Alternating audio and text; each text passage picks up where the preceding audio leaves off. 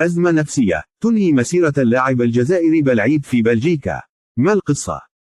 فجرت تقارير إعلامية بلجيكية مفاجأة مدوية بالكشف عن قرار إدارة نادي سانت ترويدن البلجيكي استبعاد الدولي الجزائري زين الدين بلعيد من صفوفه قبل استكمال الموسم، والتوجه نحو التخلص منه هذا الصيف، رغم أن عقده لا يزال ساري المفعول إلى غاية صيف عام 2026. بسبب معاناة اللاعب من أزمة نفسية أثرت كثيرا على تركيزه ومستوياته الفنية.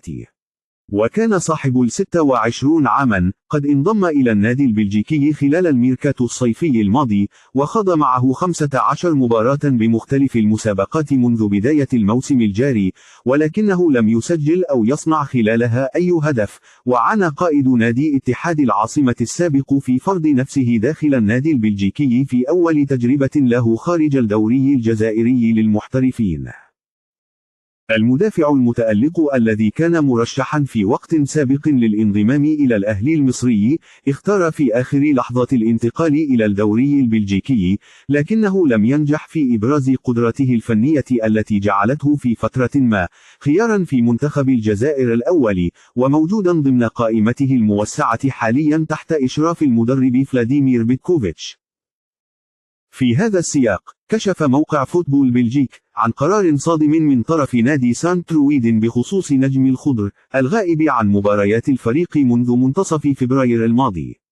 وأشار إلى أن إدارة الفريق وبالتشاور مع الجهاز الفني استقرت على استبعاد اللاعب من التشكيلة لينهي موسمه مبكرا رغم تبقي ما لا يقل عن 5 مباريات في الدوري.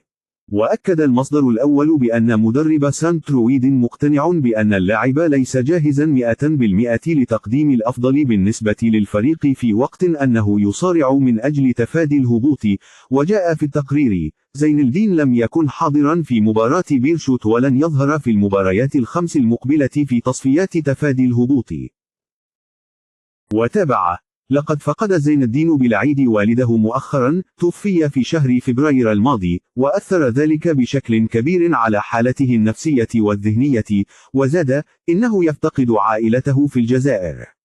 المدافع البالغ من العمر 26 عاما عاد مؤخرا إلى الجزائر بحجة استدعائه للمنتخب الأول، إلا أنه لم يظهر معه، ذلك لأنه تم استدعاؤه في القائمة الموسعة دون أن يحضر في القائمة النهائية، وقد استغل ذلك للعودة لزيارة عائلته.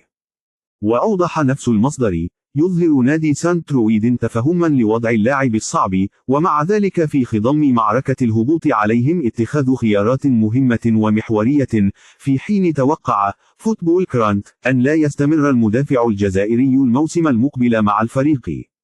وأكد: لعب حاجز اللغة دورا رئيسيا في تدهور وضعية بلعيد، فهو لا يتحدث إلا العربية والقليل جدا من اللغة الفرنسية. وختم: صحيح أنه لا يزال مرتبطا بسانت ترويدن إلى غاية الموسم المقبل، إلا أن الإدارة تريد رؤيته في فريق آخر ابتداء من هذا الصيف.